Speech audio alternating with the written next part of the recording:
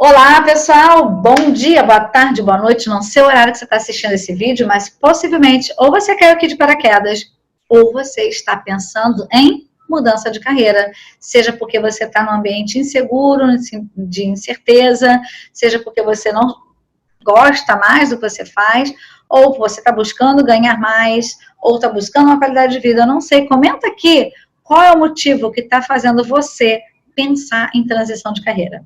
E hoje eu trouxe duas perguntas de uma mesma pessoa, da Lisiane, de São Paulo. Beijo, Lisiane, obrigada por ter enviado a sua pergunta.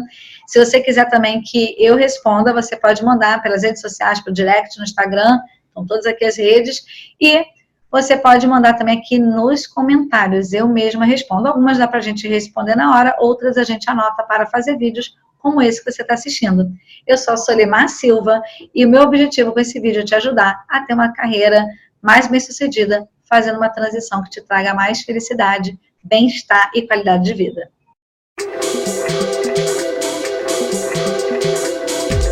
As duas perguntas que a Lisiane mandou certamente vão ser úteis para você também. A primeira foi: na transição de carreira é importante ter um mentor ou coach? A segunda pergunta foi: se as carreiras são em paralelo, como dividir o tempo? Então, no vídeo anterior, que vocês podem ver aqui, eu falei sobre a questão de você mudar paulatinamente, né? Pouco a pouco. E aí, às vezes, surge essa dúvida. Então, como é que eu vou separar esse tempo? Então, eu vou começar respondendo a segunda e depois eu vou para a primeira, que é sobre a questão de mentoria ou coaching. Quando a gente começa, a gente tem uma profissão, um trabalho, carteira assinada, seja o que for, você tem uma renda. E muitas vezes não dá para simplesmente você virar as costas, pedir as contas e começar do zero. Então, você vai começar pouco a pouco. Como que eu vou dividir o tempo? Eu costumo dizer que é o seguinte: a gente tem 168 horas na semana. Que a gente trabalhe 40, sobram 128 horas. Que você durma mais 40, né? Vamos supor que você tem as 8 horas de sono por dia, coisa que muitos que eu conheço não têm. Se você tem mais 40, então 128, sobraram 88. Vamos dizer que você gaste 20 horas entre locomoção, se arrumar, se preparar, coisa e tal, você já tem aí 68. Vamos considerar que você tem uma média de serviço de casa, cuidar de criança, fazer alguma coisa, não sei como é que é a tua realidade, então estudar, vamos colocar aí mais umas 40 horas. Sobraram não sei quantas. Vamos supor que você tem outros afazeres e que a gente coloque mais 40 horas, vai dar 28 horas que sobraram. E isso eu estou sendo assim exagerada, não vai gastar tanto assim. Com essas 28 horas, você já tem condições suficientes de começar a trabalhar paralelamente. Esse paralelo vai depender, obviamente, de como que é seu trabalho. É mais noturno, dá para fazer à distância, é no final de semana, é fazer lá o brigadeiro à noite e vender em feiras no final de semana, é postar coisas, é gravar vídeos, o que que é? Eu não sei. Então, você vai ter que buscar essas alternativas de você fazer esse passo a passo, essa divisão do seu tempo, no teu tempo livre.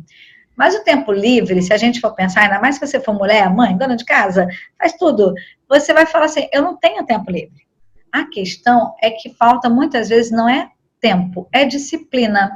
Porque em vez de eu maratonar aquele sábado inteiro, aquela série, né, que eu quero assistir, eu vou ter que abrir mão de algumas coisas. É lógico que eu não vou ter tempo para maratonar como eu gostaria. Eu vou assistir a um episódio, que eu também não sou de ferro, tá lá nas outras horas de diversão, de lazer, de coisa e tal, mas eu vou precisar dedicar tempo. Então, em vez de repente, eu dormir às 9, 10 da noite, eu vou dormir meia-noite, 1 hora.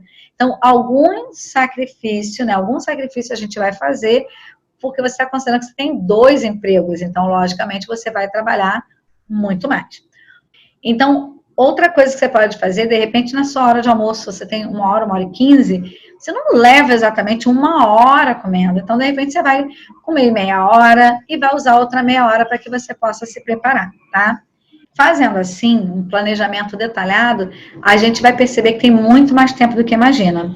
Certa vez atendi uma cliente que ela queria fazer prova para concurso e a grande questão é: não tenho tempo. Só na primeira sessão que nós sentamos e começamos a olhar passo a passo a semana dela, só na primeira sessão a gente achou 8 horas livres. Até a terceira ou quarta sessão a gente achou mais de 20 horas. Então, Isso, eu costumo dizer que tempo é questão de prioridade.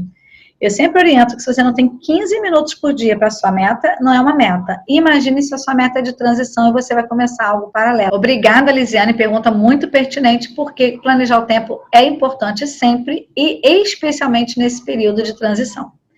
Bem, a segunda pergunta da Lisiane é: qual o papel, qual a importância, né, de um mentor, de um coach nesse processo de mudança? Vai ter gente que não precisa, e tudo bem, mas Solimar, você é coach, está falando isso que você não é necessária? Existem médicos, e nem sempre você precisa do médico, a não ser que você realmente precise de um médico, né? Você não vai lá só falar, oi, eu vim aqui te visitar, a não ser que seja um check-up geral, você não vai assim procurar um médico sem necessidade.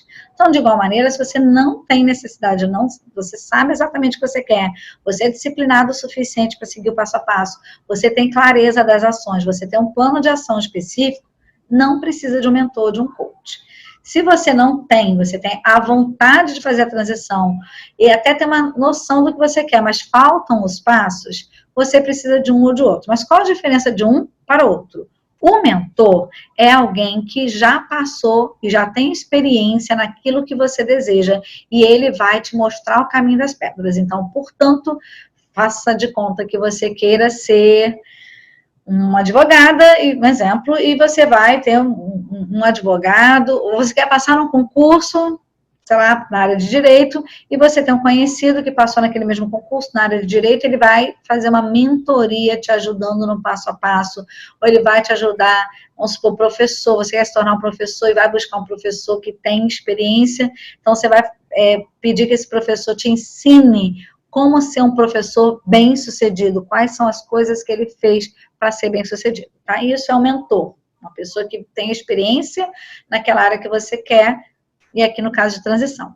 O coach, ele vai trabalhar questões mais abrangentes e vai fazer com que você, por meio de autoconhecimento, por meio das técnicas de coaching, que você vá traçando metas em conjunto. E ele vai ser aquele que vai estar ali para dar aquela acordada quando precisa. Vamos pegar um coach, um treinador de futebol, tá? Futebol, vôlei, o que for, de esporte. Não necessariamente ele foi o melhor quando jogador, mas ele sabe como extrair o melhor daquela equipe, daquele time, como jogadores. Então, ele, como técnico, como coach, ele vai conseguir extrair o melhor.